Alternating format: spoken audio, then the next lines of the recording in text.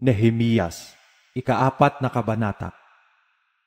Ngunit nangyari na nang mabalitaan ni Sanballat na aming itinayo ang kuta, siya ay nag-init at nagalit na mainam at tinuya ang mga Hudyo. At siya'y nagsalita sa harap ng kanyang mga kapatid at ng hukbo ng Samaria at nagsabi, "Anong ginagawa nitong mahihinang Hudyo? Magpapakatibay ba sila? Mangaghahain ba sila? Wawakasan ba nila sa isang araw? Kanila bang bubuhayin ang mga bato mula sa mga bunton ng dumi hanggang nangasunog na ang mga yaon?" Si Tobias nga na Amonita ay nasa tabi niya at sinabi niya, "Pagaman sila'y nangagtatayo, kung ang isang Zora ay sumampa, ibabagsak ang kanilang mga batong kuta. Dinggin mo, o aming Diyos, sapagkat kami ay hinamak, at ibalik mo ang kanilang pagdusta sa kanilang sariling ulo, at ibigay mo sila sa pagkasamsam sa isang lupain sa pagkabihag. At huwag mong ikubli ang kanilang kasamaan, at huwag mong pawiin ang kanilang kasalanan sa harap mo, sapagkat kanilang minungkahi ka sa galit sa harap ng mga manggagawa. Sa gayoy aming itinayo ang kuta, at ang buong kuta ay nahusay hanggang sa kalahatian ng taas niyaon, sapagkat ang bayan ay nagkaroon ng kaloobang gumawa. Ngunit nangyari na nang mabalitaan ni Sanballat at ni Tobias at ng mga taga-Arabia at ng mga Amonita at ng mga Asdodita na ipinatuloy ang paghuhusay ng mga kuta ng Jerusalem at ang mga sira ay pinasimulang tinakpan, sila nga'y nangag-init na mainam. At nagsipagbanta silang lahat na magkakasama upang magsiparoon at magsilaban sa Jerusalem at upang manggulo roon.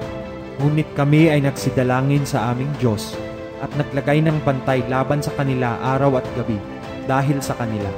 At ang Huda ay nagsabi, nawalan ng lakas ang mga tagadala ng mga pasan at may maraming dumi na anupat hindi kami makapagtayo ng kuta. At sinabi ng aming mga kalaban, sila'y hindi mga kakaalam o mga kakakita man hanggang sa kami ay magsidating sa gitna nila at patayin sila at ipatigil ang gawain. At nangyari na nang magsidating ang mga Hudyo na nagsisitahan sa siping nila, sinabi nila sa aming makasangko mula sa lahat na dako, kayo'y marapat magsibalik sa amin. Kaya't inilagay ko sa mga pinakamababang dako ng pagitan ng likuran ng kuta. Sa mga luwal na dako, sa makatwid bagay aking inilagay ang bayan ayon sa kanilang mga angkan, pati ng kanilang mga tabak, ng kanilang mga sibat, at ng kanilang mga busog.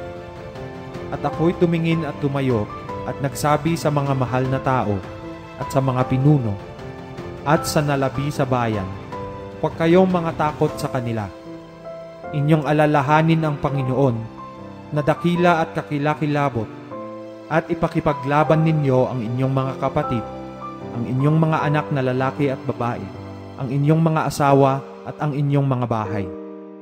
At nangyari nang mabalitaan ng aming mga kaaway na naalaman namin at iniuwi sa wala ng Diyos ang kanilang payo, na kami na nagsibalik na lahat sa kuta, bawat isa'y sa kanyang gawa. At nangyari mula ng panahong yaon, na kalahati sa aking mga lingkod ay nagsigawa sa gawain, at kalahati sa kanila ay nagsisihawak ng mga sibat, mga kalasag, at mga busog, at ng mga baluti, at ang mga pinuno ay nangasa likuran ng buong sangbahayan ng kuta. Silang nangagtayo ng kuta, at silang nangagpapasan ng mga pasan, ay nagsipagsakbat, bawat isa'y may isa ng kanyang mga kamay na iginagawa sa gawain, at may isa na inihahawak ng kanyang sakbat. At ang mga manggagawa, bawat isa'y may kanyang tabak na nakasabit sa kanyang tagiliran, at gayon gumagawa. At ang nagpapatunog ng pakakak ay nasa siping ko. At sinabi ko sa mga mahal na tao at sa mga pinuno at sa nalabi sa bayan, ang gawain ay malaki at malaon, at tayo'y nangagkakahiwalay sa kuta, isa'y malayo sa isa. Sa anumang dako na inyong marinig ang tunog ng pakakak, ay makipisan kayo sa amin. Ipakikipaglaban tayo ng ating Diyos. Ganito nagsigawa kami sa gawain, at kalahati sa kanila ay nagsisihawak ng mga sibat mula sa pagbubukang liwayway hanggang sa ang mga bituin ay magsilitaw. Sinabi ko rin ng panahong yaon sa bayan, pagsitahan bawat isa sa Jerusalem, nakasama ng kanikanyang lingkod, upang sa gabi ay maging bantay sila sa atin at makagawa sa araw. Sa gayoy maging ako, ni ang aking mga kapatid man, ni ang aking mga lingkod man, ni ang mga lalaki mang bantay na nagsisisunod sa akin, ay walang naghubad sa amin ng aming mga suot, na bawat isa'y yumaon na may kanyang sandata sa tubig.